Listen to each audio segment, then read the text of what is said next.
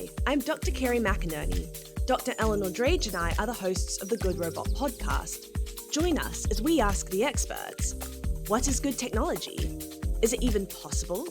And how can feminism help us work towards it? If you want to learn more about today's topic, head over to our website, www.thegoodrobot.co.uk, where we've got a full transcript of the episode and a specially curated reading list by every guest. We love hearing from listeners, so feel free to tweet or email us, and we'd also so appreciate you leaving us a review on the podcast app. But until then, sit back, relax, and enjoy the episode.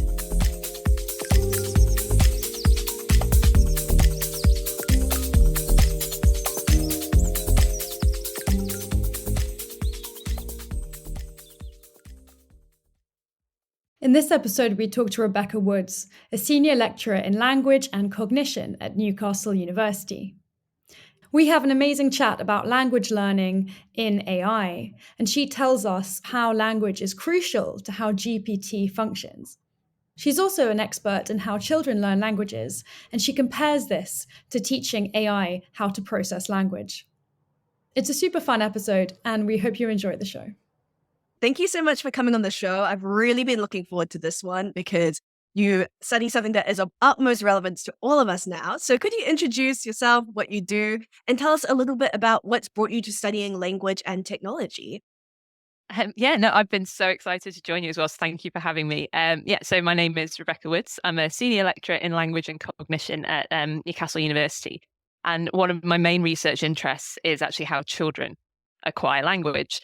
And it's through that, as well as having some excellent colleagues here, that I've come to think a little bit more about how language and technology interact. I think a lot of our students, when they join us here, think that language and technology means mostly things like how technology can influence new words, like additions into our lexicon, like, of course, the ever-present verb Google. One fun example I like to pull out that intersects with my research is how the word like in Icelandic has actually completely changed its morphological pattern just because of Facebook. So we can have a chat about that if you like. What does that mean? Sorry, I'm very unlanguagey. Like I just about managed to communicate in like very normal terms. So what do you mean it's changed its morphological pattern? Right. So the verb like, likar, in Icelandic, was typically a verb, it's a bit like the English like, right, where it expresses not really an action. When you like something, you're not necessarily saying that you are performing some action in order to like it, but you're saying you are expressing some kind of feeling, right? And so in Icelandic, rather than using the equivalent of English I, you'd actually use something like the equivalent of English to me, as the subject. So like to me likes and whatever the thing you like is, because it's really expressing this relationship of sort of feeling and experiencing rather than doing. But then along comes Facebook, and I think the Icelandic translation of Facebook comes along in the late noughties, and they need some way of labeling their Icelandic like button, right? And that is an action. Right? And they choose the verb likar, and it means that Icelandic goes from this language that can't possibly say I like something to a language which now can say that I like something and not just to me something is liked, because you express the action of liking by clicking that button labeled likar. So so technology in that sense has changed up the shape of the grammar of Icelandic in a small way, but in a way that's still pretty cool. Oh my gosh, that's nuts. Sorry, it's just amazing because I feel like I was thinking more lol or whatever, like just the kind of internet parlance that like seep our way into everyday life. But I also very rudely interrupted you. So you were saying that's how we often think about tech and language, but how are you also thinking about it beyond sort of changing language forms? So a big debate or a big topic of interest in child language acquisition is like what tools are children actually using in order to take all of the language that they're hearing or seeing, and break it down, make sense of it in units such that they can, build it back up again into whatever it is they want to say or sign. And there's a question, and this was really sort of introduced by Chomsky in the 50s and 60s, about whether or not there's some part of our cognition that is specialized for language and language alone. It's not just part of our general learning capacities. It's quite it's a vigorous debate. It can get occasionally quite nasty. And some researchers who fall very heavily on the side of no, there is no sort of language specific capacity in the brain, have been using large language models to try and make this case, and looking at how large language models clearly are able to produce language, and we'll stick at producing for the minute, without any kind of language specific component, they claim, because it principally runs off statistics, right? And my colleague, Chrissy Cuskley, here in Newcastle, and another colleague in Davidson College in the States, Molly Flaherty, took issue with this. And yeah, so we wrote a paper to try and think a little bit more about how LLMs learn and how they learn differently and or similarly from humans. Just trying to really break down some of the massive hype around LLMs at the moment. I mean, they're seeping into our working lives in just about every way imaginable, writing of essays and even writing of assignments in some cases. But certainly in terms of they're getting on the territory of my research here, Kerry. And and so I've got to understand better what's going on with them. Well, thank God we have experts like you to do that for us. So can you help us answer our 3 good robot questions? What is good technology? Is it even possible? And how can feminism help us work towards it? I mean, I'm sure everybody starts by saying these are 3 massive questions. And I guess I started to plug into them a little bit by thinking about an example again about how technology and language really entrench some aspects of a society that are not positive. And yeah, so I guess it's a negative way of going around thinking what good technology is, in that for me, good technology would be technology which, enhances our lives, but it doesn't continually remind and reinforce in the user how they might be different from whatever arbitrary standard society has set up for us, almost like technological microaggressions, right? So an example that we use quite a lot, I'm based in the Northeast, right? We have a very, very distinctive local accent and dialect, local variety. And for a long time, when automated banking systems and telephone systems started to be used, people in the Northeast were locked out. And it's all because of one of the vowels in the variety, right? So if you ask someone a question up here and they want to answer in the negative, they won't say no. They'll say something more like nor. Okay. And those vowels, if I'm understanding this right anyway, especially in these early systems, were really, really crucial for speech recognition. So to determine between a yes and a no, what all that the computers were really working over were the parts of the sound wave that pertain to the vowels. So yes is easy, and that's the same in Tyneside English, Geordie, as it is in sort of standard either British or American English. Yes, but a Geordie no is very, very different.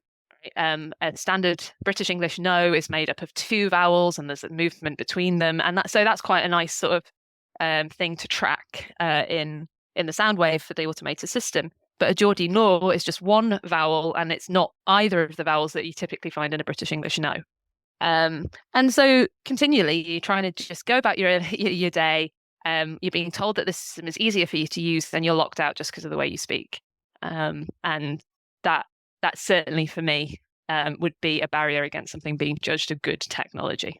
Can I ask really quickly, what are the 2 vowels? So the two vowels in a standard English no are the at the start, moving towards the o at the end. O. So if you're watching the video, you'll have fun watching what my face is doing, but also my tongue's doing something slightly different as well. So we move from a relatively open vowel that's sort of central, that which is also it's so central in the mouth that it's called a schwa. It's got a special name. That's a schwa. That's a schwa. Yeah, the sound. And then now I'm not actually a phonologist, so I need to make sure I get this right. The ooh sound we end up with, the tongue is high at the back, but my lips are rounded as well. So my tongue has moved backwards, my lips have moved forwards. And those are the 2. So yeah, sort of very open position relaxed tongue to a high back at the tongue and lips at the forward. Those are the two positions that you move between in producing the sound O. Okay, so like the southern O has two vowels. Yeah. And why is there this differentiation? I've always been interested in how the Tower of Babel came to be. Do you have any idea why it's different?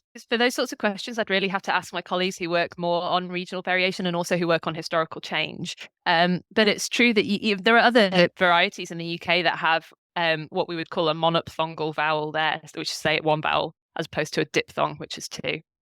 So I spent quite a lot of time in Yorkshire. That's where I did all of my studies. And when I was living in Leeds, it's more like a n. So again, you just got that one single tongue position, lip position, and you push through, and that's your no. So I don't know. It's possible in the British context it has to do with like contact, very early contact with other languages, so particularly Old Norse. But that is a guess, and you would definitely have to check with a historical linguist for that one. I mean, that's fascinating. And it's so interesting because I feel like from my non-linguistics, non-pronunciation perspective, like I'm from New Zealand and I grew up there, and I feel like diphthongs is something I really associate with like New Zealand English, like floor, as opposed to like floor, however, like British floor. Like I feel like that pattern. So it's really interesting to hear that distinction and as fundamental a word as no in this context. Yeah, absolutely. And there's all sorts of other examples of that. So for example, people in parts of the north of England will like really like drastically reduce certain words. So like the stereotypical one for Yorkshire English is the word the. So if you want to say, oh, something's on telly, as opposed to on the telly. And yeah, that also is a really fundamental function word in English, right? But it means that any time somebody from Yorkshire is using speech to text recognition or Alexa or any digital sort of assistant, they're highly likely to have to modify in quite fundamental ways the way they're speaking in order to be understood. Because digital assistants was something else I was thinking of, and I was thinking about good technology, a technology which has these applications in context of disability and creating access and inclusion. But again, if you're having to modify the way that you speak in these fundamental ways, it's inclusion at a price. It's inclusion and reminding you of just another way in which you might be excluded in some way. So yeah, these technologies are super, super complex. Yeah, I completely agree. I think it's one of the things that Eleanor and I see a lot with AI applications is that they have this promise of scale, this idea that they can be widely applied. And, there's a lot of efficiencies that come with scale, but there's also huge risks, huge capacities for harms and exclusions. Everything from someone might not be able to use this technology through to actually now everyone is changing their vocal patterns to fit a particular predetermined cultural ideal or type. And that is itself like a really sad loss. And especially when it's something as fundamental as the word no, or as fundamental as accessing your finances. And on a side note, my current bank fail is that my husband's bank thought that he was being scammed by me, his gold digger partner, to the extent where they asked him if he had ever met his wife or his so-called wife. And I can confirm he has met me. He's a slam poet, which is not exactly the kind of career you go for if you're really trying to get a lot of money from someone, but I digress. I mean, obviously, I've been thinking really in depth about language and technology in lots of different ways. I want to bring you to something that you were talking about at the beginning, which was large language models. Most of you listening probably have heard of what a large language model is or have used one before, seen them in the news. So ChatGPT is the most famous example. There's a lot of them. You also mentioned there's a lot of hype around these models. So can you do some myth busting for us to start us off? Could you tell us as a linguist, like, what would you want us to know about large language models? Yeah, for sure. I guess the main one is about whether they're producing is actually meaning. Are they creating meaning like humans? I mean, to the extent that I saw on, it might be the social media site that can no longer be named X. The other day, somebody had had discussed their personal problems with ChatGPT and said, oh, well, people have talked to me about having therapy and surely this is it. There's a lot to unpack there. A really well-known linguist who is incredibly experienced in AI, Emily Bender, and her colleagues wrote the very famous paper about stochastic parrots, right? And I don't think actually it can be stressed enough the extent to which LLMs, large language models, really are parrots in this way, that as far as we can tell, and this becomes incredibly obvious as soon as you move out of English, they are not making meanings in the way that humans are making meaning, right? Meaning is not restricted to semantic meaning on a lexical level. It's not just about getting a word with that right meaning and then stringing it up with another one that tends to follow it, right? Meaning is created, we'd call it compositionally, right? By bringing together various units of language. And in creating a unit of language, you might move actually quite a distance from what an individual part of that unit would mean. And you need to look across these bigger units of language as to how they combine and then how they're interpreted by humans.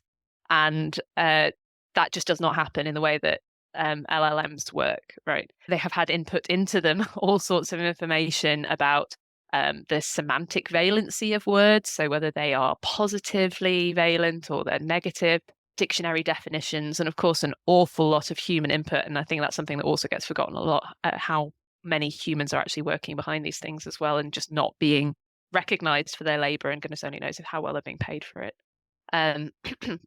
So it has a lot of information, but this still doesn't operate over the kind of the size of units where, as humans, we just naturally interpret language. Hopefully that makes sense. That meaning really has to sort of project past the level of the word. And in terms of the kind of information that LLMs have access to reliably, it doesn't often get an awful lot past that.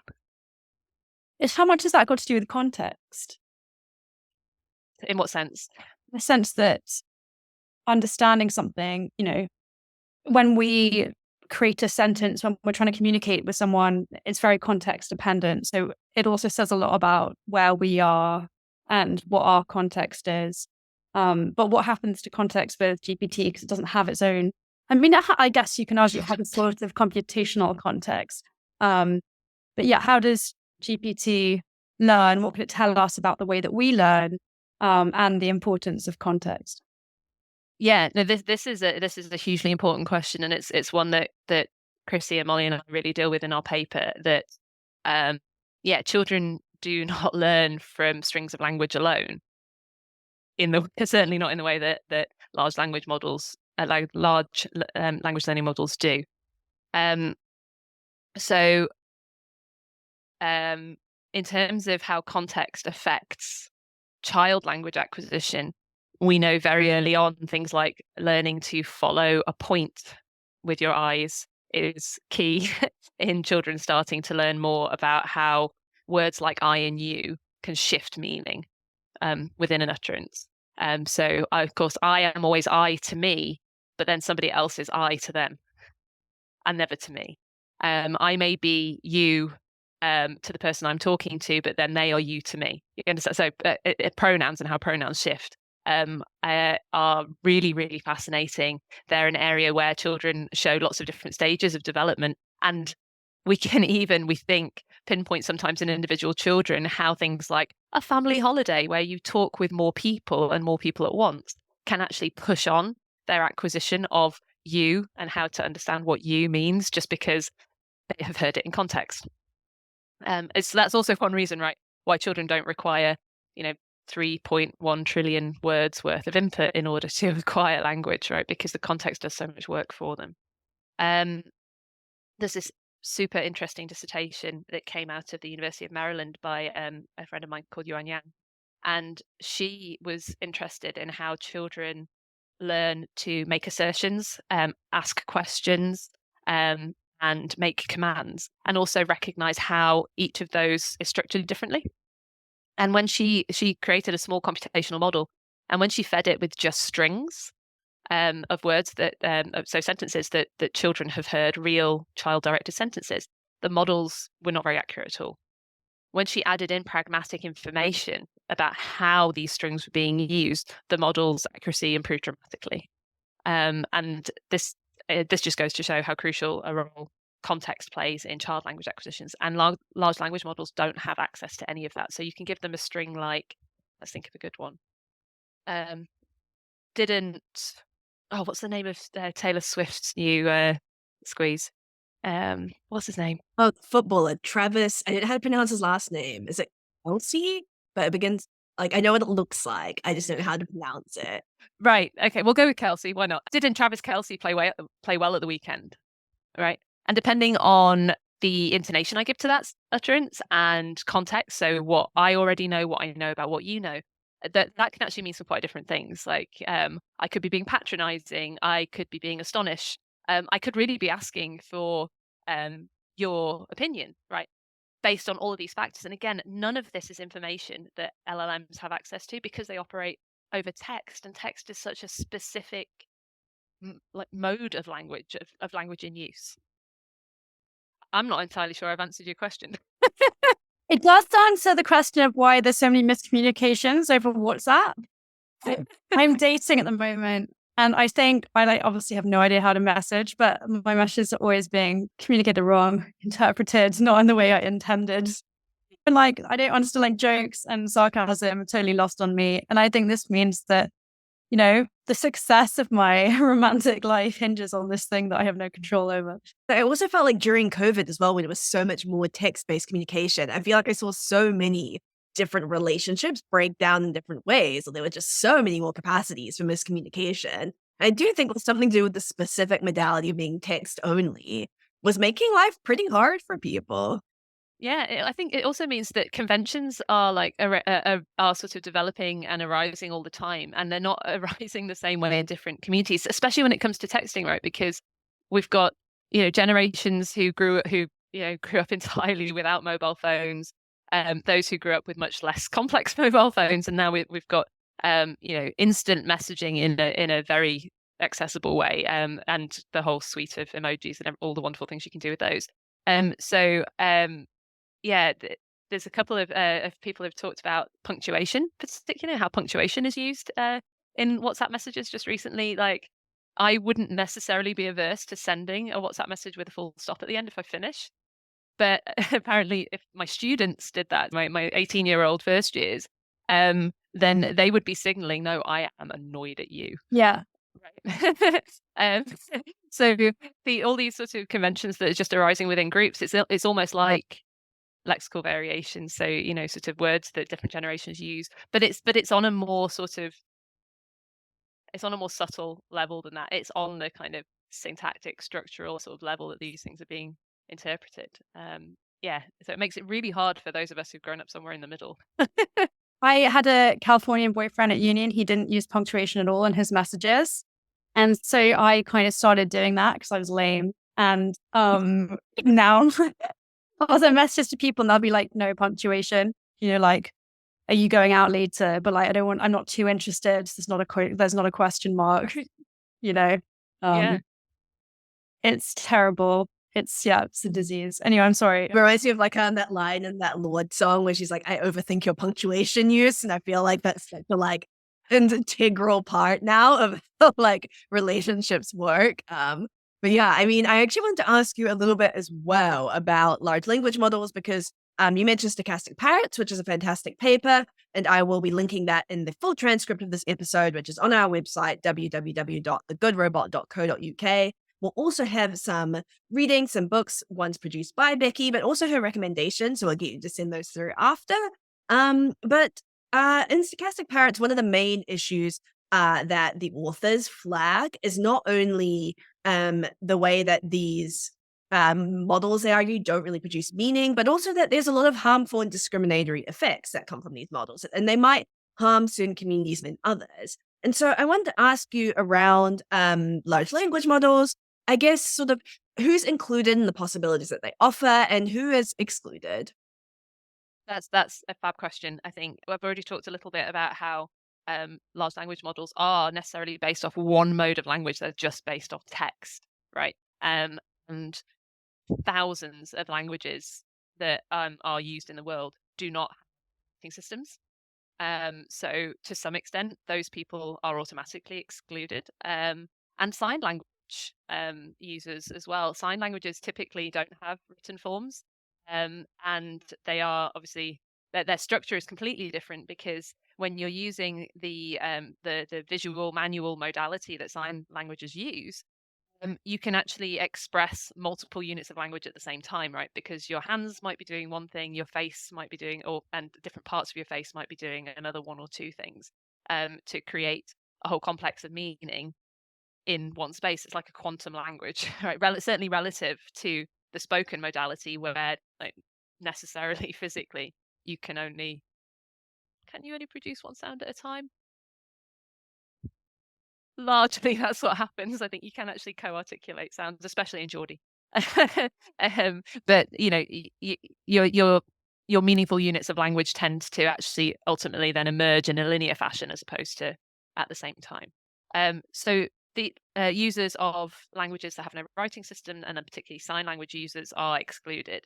I mean, you might want to ask whether or not this is actually a problem for them in some ways, because I was actually, in preparation for this chat, reading over a little bit of your interview with Sula Blodgett.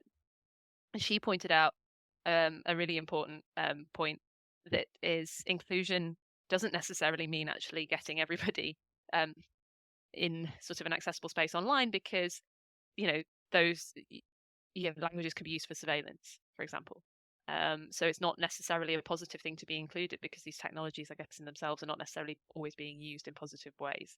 And I think that's true for signed language users to a really great extent, because there's lots of technological sort of fiddling in sign languages, like, oh, I know, let's create a sign language glove that can help interpret sign languages. And sign language users, those sort of uniformly, seem to be going, no, these things are really, really not helpful. What we need is, frankly, much, much more basic, sometimes not even technological interventions, just like greater access to interpreters in the spaces in which they're moving.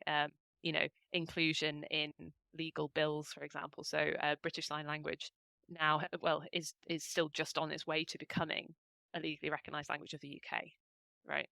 And that really, in no small part, is due to Strictly Come Dancing, from when Zailing Ellis was involved in it. BSL has been recognised in a greater capacity in Scotland for longer, but not in England and Wales. Right, so these users of these languages are excluded, but at the same time, actually, when thinking about exclusion, we want to think whether or not they would want to be included, and whether or not they would be included on their terms and in the terms that they need. It's that constant debate about whether we should be leaning in or out, whether we should be resisting these technologies, or whether we want some kind of reform. And I think it's always a really interesting point of contention, because we've been working with organizations that are trying to help more languages be represented in AI, but there are all these sorts of consequences to being part of this system. So it's kind of interesting to think with that tension and the temporalities that they register, whether it's like a long-term improvement or just a short-term intervention. I'm really interested in bilingualism because I've got a lot of bilingual friends, and a few of them just can't finish a sentence in one language. They always kind of go for the easiest, or the word that comes to them first. And there's been some interesting work around large language models and bilingualism, trying to improve the way that they process bilingual speech. But are there any other issues around bilingualism, and how can LLMs improve their understanding of the way that multilingual and bilingual people communicate?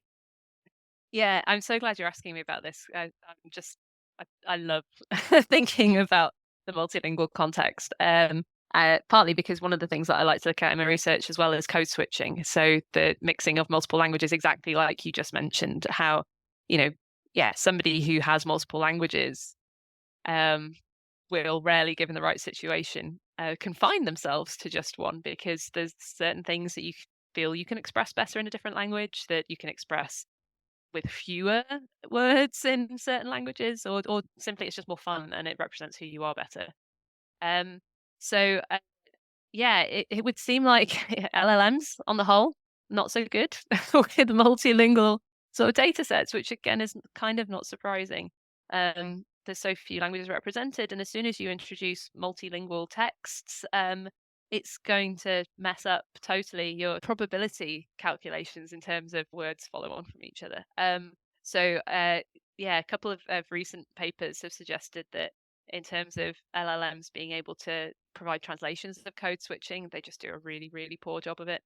And in terms of producing code switched texts, a really interesting paper by Zheng Qinyong and her colleagues noted that actually it really depended on the combination of the languages as well, which probably has an awful lot to do with how well they're represented in text and especially in internet text. So, for example, when they asked ChatGPT to produce a short passage in Singlish, which is a variety of English spoken in Singapore that has a lot of influence from Mandarin Chinese and Malay in particular. It did an okay job of producing some Singlish, but when it asked ChatGPT to produce a text that was Tamil and English code switching, it was full of grammatical errors. It was semantically not meaningful because, again, right, semantics is not just about the individual words, but how they actually combine. It even started mixing scripts, which suggested it didn't really fully understand what sorts of text it was dealing with. And then in some other examples, it started introducing the wrong languages. Like language tagging is not a straightforward process, especially in highly multilingual situations. So an example that Young and her colleagues gave was when they asked ChatGPT to give a Chinese English mixed text as a Malaysian speaker would speak. And as soon as ChatGPT saw Malaysian, it went, oh, well, let's throw a whole load of words from Malay in there. Then it got lost along the way and was tagging half the Malay words as Chinese. And again, we're getting very close to the areas of uh, stereotypes and other sort of potentially offensive uses of language, because it's wading into a political and social context that it has no way of dealing with. So I thought that was really interesting. And as you say, Eleanor, like these are ways in which people speak all the time. That said, it's not a way in which people necessarily write all that much. And so large language models are just not being fed with this kind of language at all.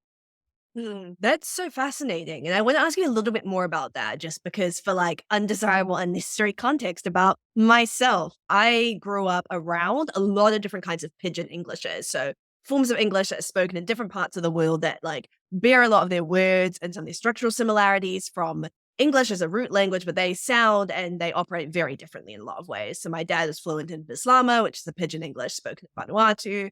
Spent a couple of years growing up in Sierra Leone, which speaks a pidgin English called Creole. And I'd also say that my own family, who are from Fiji, when they spoke English, I would say they spoke it with a different kind of intonation, different grammatical structures. That I wouldn't say that they counted it as like pidgin English itself.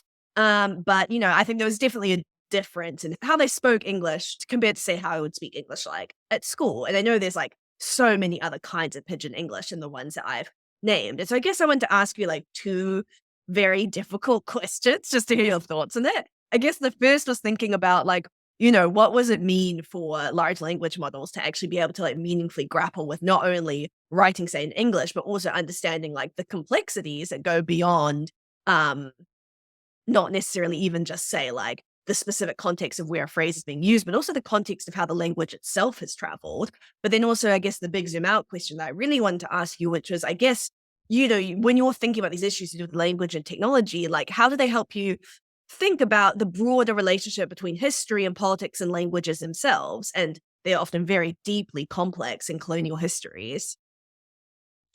Yeah, absolutely.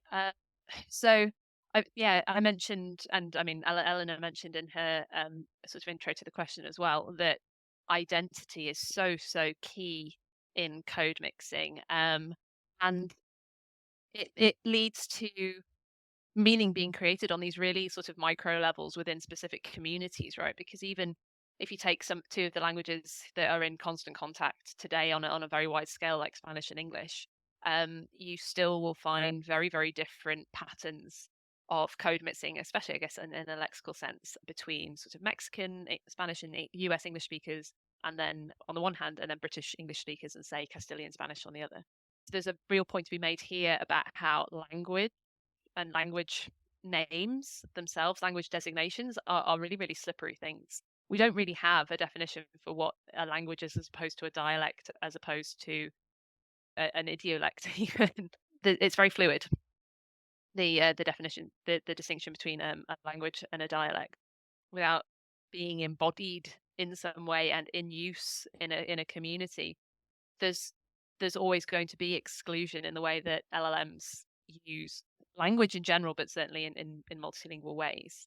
It's definitely the case that thinking about the intersection of language and technology has really made me stop and think a lot harder about politics, social issues, and history, and how they impact on language, because I guess we're in a situation here where, demonstrably, given some of the controversies in the tech industry, there is a ruling dominant group that is determining exactly what goes into these things and is gatekeeping them.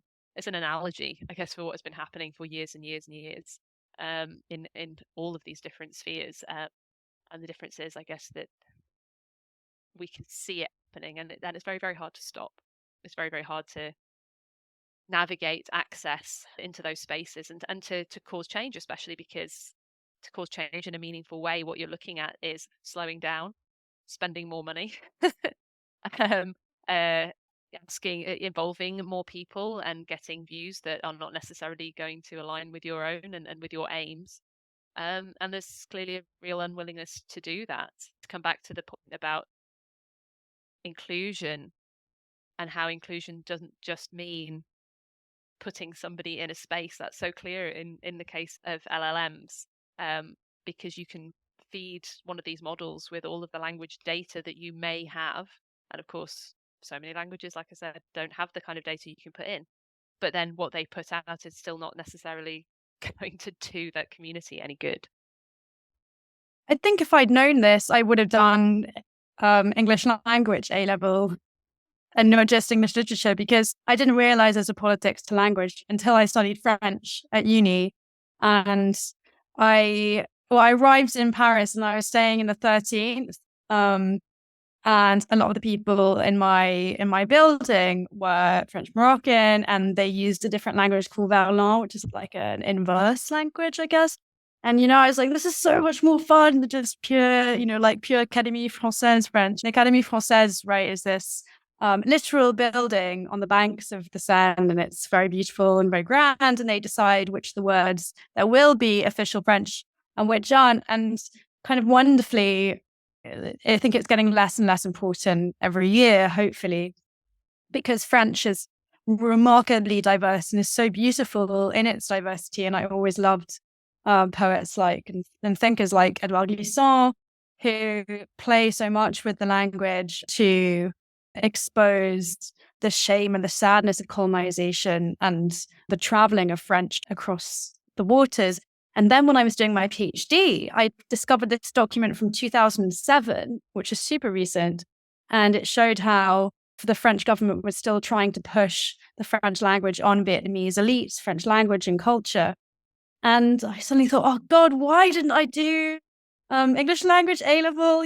Like it would have been so interesting. And I'm such a pedant anyway that I think it really would have suited me. I had a debate with our center director, Stephen, over first versus firstly.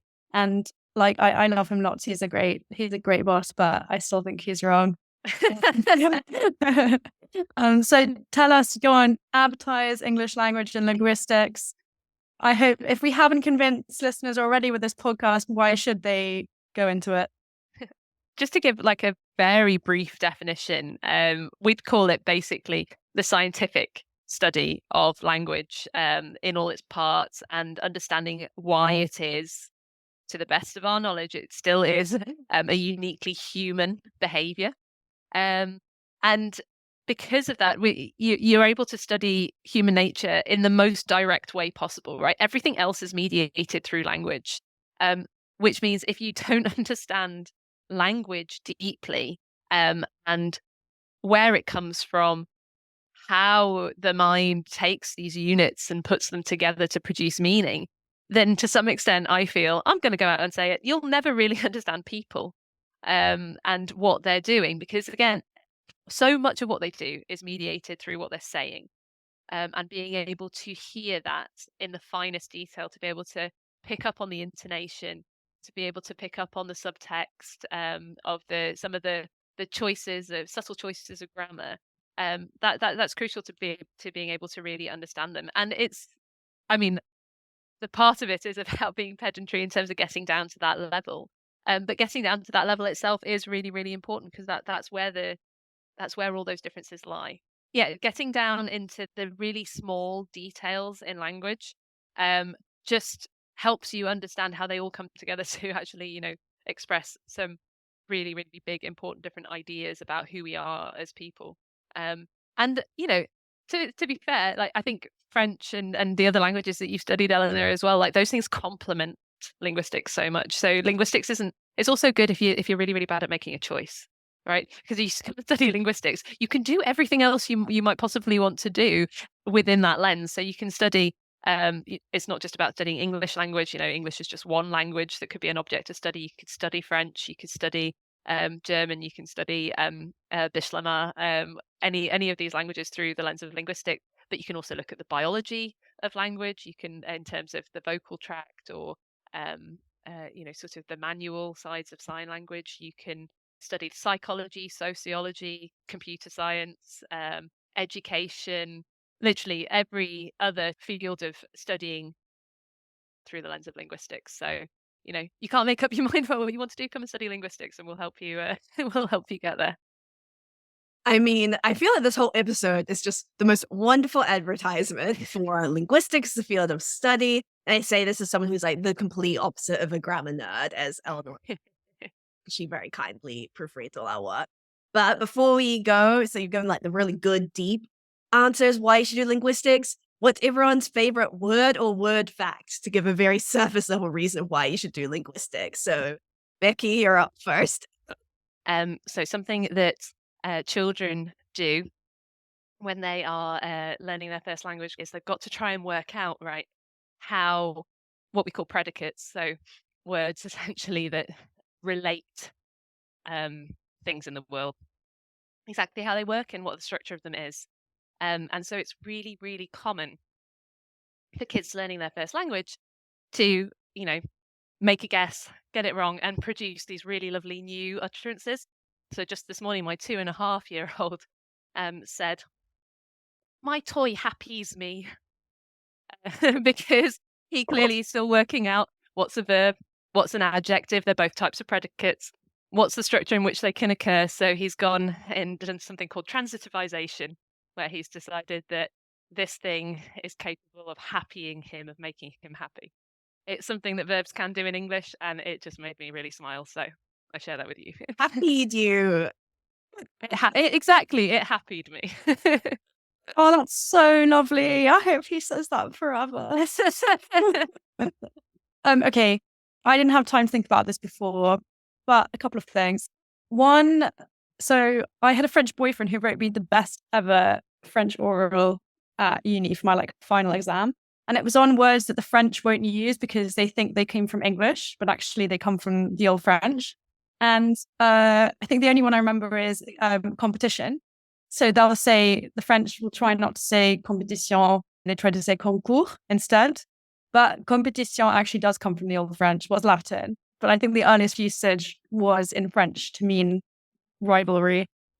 And I love that. This is why being snooty about language is just so. That's super interesting. My very unfun one, but really links very well to what we're talking about, bilingualism and multilingualism in terms of how you combine languages, is in Fijian, goodbye is more. It's MOCE, I think, because C is the. And then stupid is dode. And obviously I don't speak any real languages fully fluently apart from English, but I know stupid in many different ways in Fijian because that is my family summed up. So our family goodbye is always more, don't be dode.